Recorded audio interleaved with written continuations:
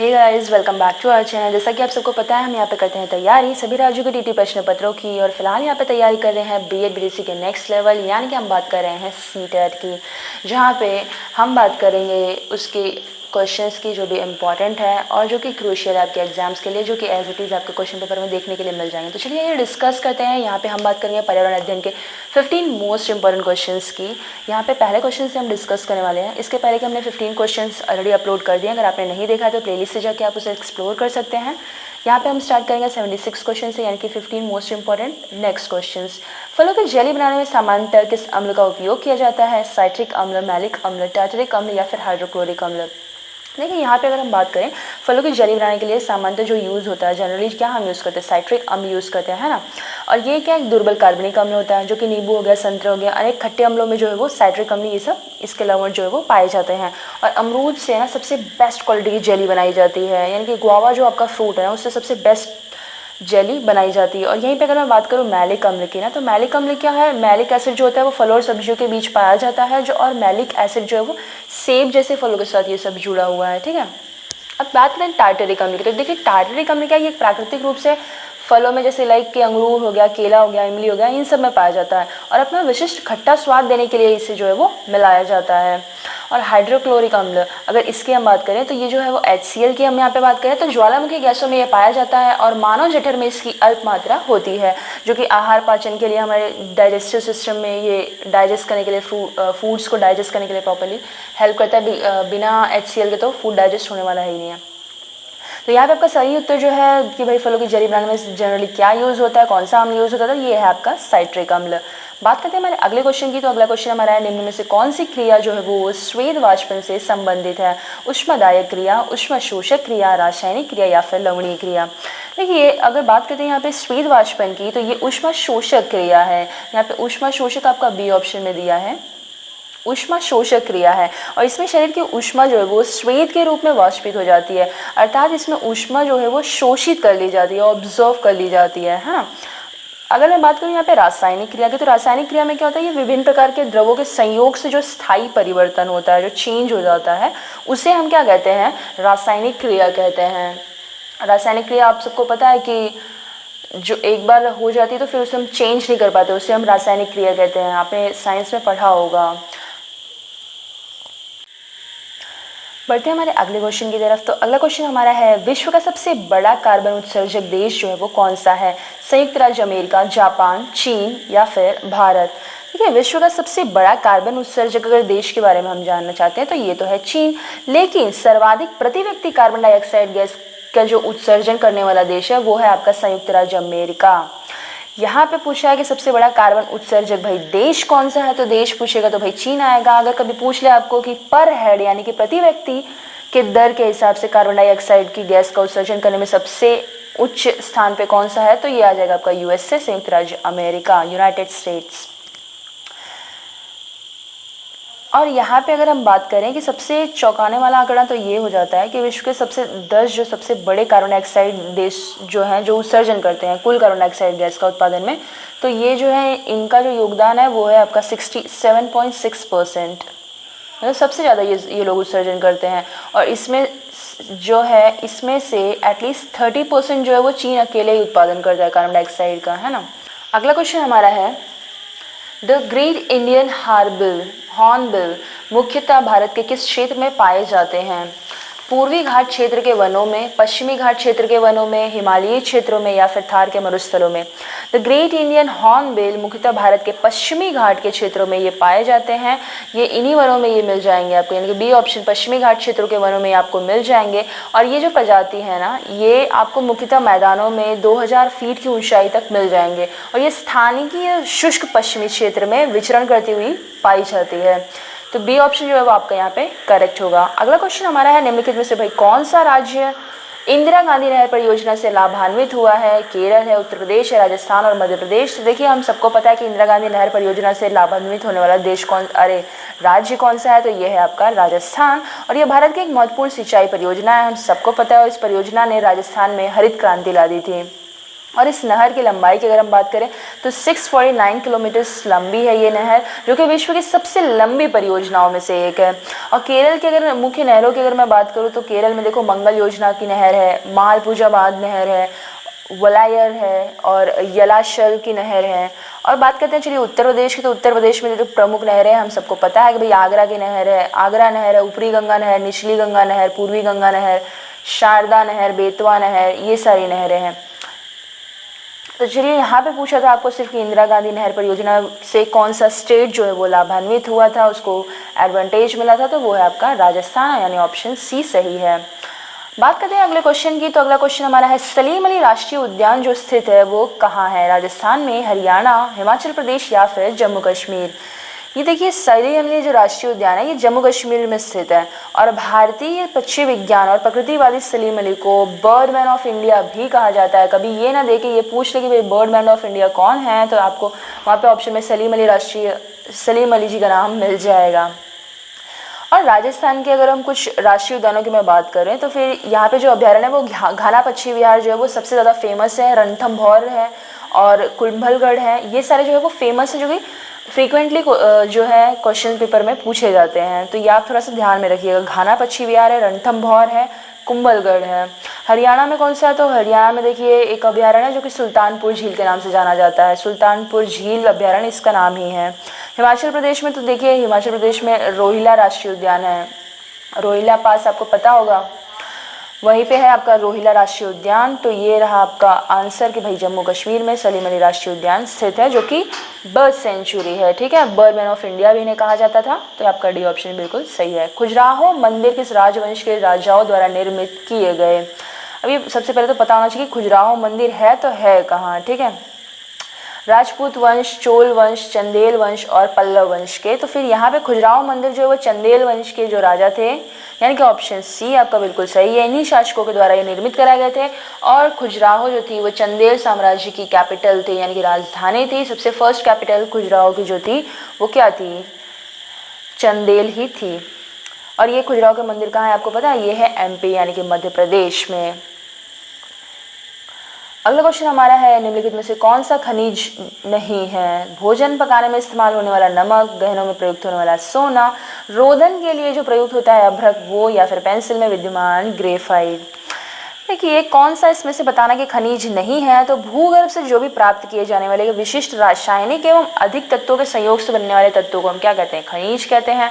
अब सोना हो गया, चांदी हो गया, अभ्रक, ग्रेफाइट, ये सारे क्या है, खनिज है। लेकिन भोजन पकाने में जो हम यूज़ करते हैं नमक, उसको हम खनिज नहीं बोलते हैं, ठीक है। तो यहाँ पे जो आपका ए ऑप्शन है यही करेक्ट होगा कि भोजन पकाने में इस्तेमाल होने वाला नमक जो है वो खनिज नहीं है। अगला क्वेश्चन हमारा है लाल पांडा परियोजना के संबंध में निम्नलिखित कथनों में से कौन से सत्य कथन को हमको चुनना है। लाल पांडा जो है वो पूर्वी हिमालय क्षेत्र में पाया जाता है, यह सिक्किम, अरुणाचल प्रदेश, दार्जिलिंग के जंगलों में पाया जाता है। 1996 ईस्वी में भाई वर्ल्ड वाइल्ड फंड के सहयोग से जो है वो लाल पांडा परियोजना शुरू की गई थी, या फिर उपरोक्त सभी। देखिए लाल पांडा की अगर हम बात करें तो ये जो है वो पूर्वी हिमालय क्षेत्र में पाया जाता है, जो बिल्कुल पहला कथन तो बिल्कुल सही दिया गया है। और लाल पांडा जो है वो भारत में सिक्किम में है, अरुणाचल प्रदेश में है, दार्जिलिंग के अलावा ये भूटान, नेपाल, म्यांमार, चीन के कुछ हिस्सों में भी ये पाया जाता है। और इसका जो शरीर है ना वो रेड कलर का होता है, डार्क रेड कलर का होने के कारण इसको जो है वो रेड पांडा कहते हैं। और अरुणाचल प्रदेश में जो है वो कैट बियर के सहयोग से जो है ये लाल पांडा परियोजना जो है वो शुरू की गई थी। और 1996 में ही ना ये वर्ल्ड वाइल्ड फंड यानी कि WWF वर्ल्ड वाइल्ड फंड के द्वारा जो है ये इनके सहयोग से ही रेड पांडा परियोजना जो है वो शुरू की गई थी। तो यानी कि ये सब तो यहाँ पे सही दिए हैं, तो ये तीनों भी ऑप्शन सही है, तो उपरोक्त सभी यानी कि डी ऑप्शन यहाँ पे आपका करेक्ट हो जाएगा। बढ़ते हमारे अगले क्वेश्चन की तरफ। अगला क्वेश्चन हमारा है पर्यावरण अध्ययन की एक कक्षा में शिक्षक विद्यार्थियों से भाई उनकी गर्मी की छुट्टियों में किए गए भ्रमण पे भाई बातचीत कर रहा है, क्योंकि वो अपना समय बिताना चाहता है, विद्यार्थियों के अनुभव, ज्ञान, रचना का आधार है, जिज्ञासु बच्चे राष्ट्र निर्माण के लिए आवश्यक है, या विद्यार्थियों से प्राप्त सूचनाएं पाठ्यक्रम जो है वो पूरा करेंगी। देखिए पर्यावरण के अध्ययन में भ्रमण करना एक दृश्य शिक्षण सामग्री के अंतर्गत आ जाता है, तो जो कि वास्तविक जीवन से यानी कि डे टू डे लाइफ से जो है वो उनके एक्सपीरियंस से रिलेट करके विद्यार्थियों की जो भी उनकी नॉलेज है, उनकी क्रिएटिविटी है, इन सब में क्या होता है उनकी वृद्धि करने में ये जो है वो महत्वपूर्ण है, सहायता हो जाती है इनकी, ठीक है। तो यहाँ पे आपका जो सही ऑप्शन हो जाएगा वो हो जाएगा आपका बी, क्योंकि विद्यार्थियों का जो एक्सपीरियंस है, नॉलेज है और उन्होंने क्या क्या क्रिएटिव किया वो टाइम पे, ये सब हम पूछ रहे हैं। तो मतलब कहीं ना कहीं इससे उनको भी कॉन्फिडेंस लेवल आता है उनके अंदर कि भाई वो बता रहे हैं तो उनको पता चलता है कि हाँ ये चीज़ें सही थी, ये ऐसे हुआ, ये वैसे हुआ, बहुत सारी चीज़ें होती हैं इसमें। यहाँ पे आपका बी ऑप्शन जो है वो सही होता है और एक पर्सनालिटी डेवलपमेंट भी इसमें बच्चों का होता है। चलिए बात करते हैं हमारे अगले क्वेश्चन की। तो अगला क्वेश्चन है, निम्नलिखित में से कौन सा भाई पर्यावरण शिक्षण का सिद्धांत ही नहीं है? तो नहीं है पूछा है, तो नहीं पे कर लेंगे पहले अंडरलाइन। पर्यावरण शिक्षा के लिए जो समेकित और सामुदायिक प्रयास होना चाहिए, या फिर पर्यावरण शिक्षा में जो है वो सभी की सहभागिता होनी चाहिए। पर्यावरण शिक्षा जो है वो जीवन पर्यंत शिक्षा प्रणाली नहीं है। पर्यावरण शिक्षा का सामाजिक तथा आर्थिक उद्देश्यों के साथ समुचित तालमेल और सम्मान जो है वो प्राथमिकता के आधार पर प्रचार प्रसार जो है वो समान प्राथमिकता के आधार पर जो है वो प्रचार प्रसार होना चाहिए। यहाँ पे जो आपका क्वेश्चन है इसके हिसाब से पर्यावरण शिक्षा जो है वो जीवन पर्यंत चलने वाली एक शिक्षा प्रणाली है जो कि लाइफ लॉन्ग चलते रहती है। तो इस प्रणाली के अंतर्गत जो सभी लोग शामिल करने चाहिए वो कैसे होने चाहिए? बैलेंस रूप में होने चाहिए, संतुलित होने चाहिए और उनको जो है वो संतुलित जो है वो एडुकेशन देनी चाहिए, ताकि लोगों में क्या है पर्यावरण के प्रति जो है वो अवेयरनेस हो, जागरूकता फैले। तो यहाँ पे जो आपका जीवन पर्यंत शिक्षा प्रणाली नहीं है, ये तो जीवन पर्यंत शिक्षा प्रणाली है ना भाई। तो सी ऑप्शन जो है ये सिद्धांत नहीं है पूछा था, तो जी बिल्कुल ये वाला नहीं है, क्योंकि ये सिद्धांत तो एक्चुअली होना चाहिए, क्योंकि ये जो है वो जीवन पर्यंत चलती है। ठीक है, नहीं चलती है नहीं, ये चलती है, ये लाइफ लॉन्ग प्रोसेस होता है। तो सी ऑप्शन जो था वो आपका गलत है यहाँ पे। अगला क्वेश्चन हमारा है, पर्यावरण अध्ययन की पाठ्य पुस्तक में पहेलियां शामिल करने का निम्नलिखित में से कौन सा उद्देश्य नहीं है? बच्चों में तर्क शक्ति का विकास करना, बच्चों में आलोचनात्मक चिंतन शक्ति का विकास करना, बच्चों के मस्तिष्क को भ्रमित करना और उन्हें इस भ्रम का आनंद उठाने देना, सृजनात्मक चिंतन की योग्यता और उत्सुकता का विकास करना। यहाँ पे अगर हम बात करते हैं पर्यावरण अध्ययन की पाठ्य पुस्तक में पहेलियाँ इसलिए दी जाती हैं ताकि विद्यार्थी जो है वो अपना पाठ जो है वो पढ़े रहे हैं, तो उसके बाद में जो उस पाठ की पहेलियाँ हैं इसके द्वारा उसको क्या कर सके, उसको ऑब्जर्व कर सके कि भाई कितना सही हुआ कितना गलत हुआ। इसलिए नहीं दिया होता है कि भाई उसको भ्रमित कर दिया जाए कि भाई क्यों पढ़ लिए ये वो, ऐसा नहीं होता है। यहाँ पे उनको जो है वो उद्देश्य क्या नहीं है पूछा है, तो नहीं जो है वो मस्तिष्क में भ्रमित उनको नहीं करना है। ठीक है, जो भी उनको पहेलियाँ देते हैं, क्वेश्चन आंसर्स देते हैं, वो उनको वो क्यों देते हैं? कुछ मोटिव होता है इसलिए देते हैं, कुछ ऐसी तो नहीं है कि उनको दे दिया है कि भाई आपको करना है, बस क्यों करना है पता नहीं, किए जा रहे हैं। तो वही वाला हम किस गली जा रहे हैं पता नहीं है, कुछ ठिकाना नहीं है, वही वाला सॉन्ग वाली बात हो गई है।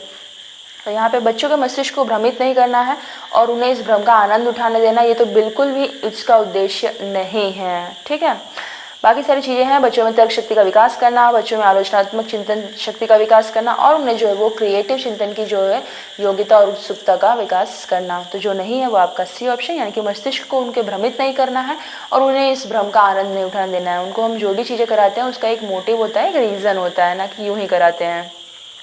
अगला क्वेश्चन हमारा है भाई कि पर्यावरण अध्ययन से सबसे प्रभावपूर्ण विधि भैया कौन सी है? तो भाई वाद विवाद, भ्रमण विधि, व्याख्यान विधि, शोध विधि। आप खुद बताइए कि आपको सबसे ज़्यादा सीखने को कब मिलता है? जब आप डिबेट करते हैं तब, या आप एक्सप्लेन करते हैं तब, या फिर कभी आप सर्च करते हैं तब, या फिर आपको कहीं घुमाने ले जाया जाए भाई? तो मुझे तो लगता है कि सबसे बेस्ट विधि तो भ्रमण विधि ही है, क्योंकि पर्यावरण अध्ययन की सबसे प्रभावपूर्ण विधि जो होती है वो होती है ट्रैवलिंग। तो भ्रमण विधि के थ्रू ही जो है वो पर्यावरण में भ्रमण को पुरानी और एवं प्रचलित शिक्षण विधि माना गया है और इससे जो है वो डे टू डे लाइफ यानी कि वास्तविक जीवन जो होता है, रियल लाइफ से जो है वो अधिगम, जो एक्सपीरियंस होता है ना, वो मिलता है हमको। और यही जो है वो विद्यार्थियों को उसके सामाजिक और प्राकृतिक वातावरण के बारे में बताता है। तो बी ऑप्शन यहाँ पे आपका जो है बिल्कुल करेक्ट होगा। बात करते हैं अगले क्वेश्चन की। तो जीवों का संग्रह करके उन्हें परिरक्षित करने के लिए रखा जाता है कहाँ पे? पानी में, फॉर्मलिन में, तारपीन तेल में या फिर क्लोरोफॉर्म में। यहाँ पे अगर हम बात करते हैं जीवों का जो संग्रह करते हैं, तो जीवों के संग्रह करके उनको हम परिरक्षित करने के लिए भाई फॉर्मलिन में रखते हैं। ठीक है, फॉर्मलिन इसी में रखा जाता है। ये क्या है? एक औषधि, और ये इतनी ज़्यादा पावरफुल है कि जो भी कंटामिनेटेड डिजीजेज हैं इसको रोकने वाली जो दुर्गंध होती है ना, जो आउटडोर होता है, मतलब जो उसकी स्मेल होती है, उसको ये जो वो रोक देती है वहीं पे। और ये औषधि जो है वो शरीर पे विष की तरह तेजी से क्रिया करके रोगों को दूर भी कर देती है। इसीलिए जो है वो यहीं पे इसी के अंदर रखा जाता है, फॉर्मलिन के अंदर जो है वो जीवों का संग्रह करके उन्हें परिरक्षित रखा जाता है, यानी लॉन्ग टाइम के लिए इससे जो है वो स्टोर किया जाता है। और यहाँ पे अगर हम तारपीन की बात करें तो तारपीन, देखो तारपीन एक सुगंध वाला वाष्पशील तेल होता है और ये वाष्पशील तेलों में इसका स्थान जो है ना एकदम मतलब एकदम हाईएस्ट पॉइंट पे। क्यों पता है? ये जो ऑयल ऑफ टर्पेंटील है, इसे ऑयल ऑफ टर्पेंटील भी कहते हैं, मतलब टर्पेंटाइन आपने नाम सुना होगा।